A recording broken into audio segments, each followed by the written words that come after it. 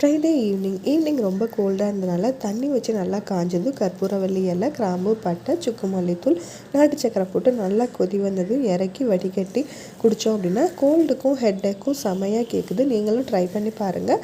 ஆஃபீஸ்லேருந்து வரும்போது ஸ்நாக்ஸ் வாங்கிட்டு வந்துட்டேன். ஸோ குழந்தைங்களுக்கு வச்சு கொடுத்து முடிச்சாச்சு. நைட் டின்னருக்கு பன்னீர் ஸ்டஃப்டு சப்பாத்தி தான் செஞ்சேன். ஆல்ரெடி பன்னீர் நான் வீட்டிலே ரெடி பண்ணி வச்சுருந்தேன். ஸோ பன்னீரை நல்லா கையால் மசிச்சு விட்டுட்டு வெங்காயம், கொத்தமல்லி, சில்லி ஃப்ளேக்ஸ், கரம் மசாலா, கொஞ்சமாக கஸ்தூரி மெத்தி போட்டுட்டு உப்பு போட்டு நல்லா பிசைஞ்சு ரவுண்டாக வச்சுக்கணும். சப்பாத்தி இது மாதிரி தேய்ச்சிட்டு உள்ளே நம்ம ரவுண்டாக ஸ்டஃப் பண்ணதை உள்ளே வச்சுட்டு மறுபடியும் 2 சைடும் மாவு போட்டு நல்லா நம்மளுக்கு எந்த சைஸ் வேணுமோ அந்த சைஸ் தேய்ச்சிட்டு தோசை தவால பட்டர் போட்டு 2 சைடும் திருப்பி போட்டு எடுத்தோம் அப்படின்னா செம்ம டேஸ்டான பன்னீர் ஸ்டஃப்டு சப்பாத்தி ரெடி ஆயிரும். சைடிஷ்க்கு நான் ரைத்தாவும் இன்னொன்று தயிர் கொஞ்சம் சில்லி போட்டு உப்பு போட்டிருந்தேன். ரெண்டுமே சூப்பர் காம்பினேஷனாக இருந்தது. நீங்கள் நைட் டின்னர் என்ன செஞ்சீங்கன்னு கமெண்ட் பண்ணுங்கள். நாளைக்கு இன்னொரு மினி விளாகில் பார்க்கலாம். பாய்.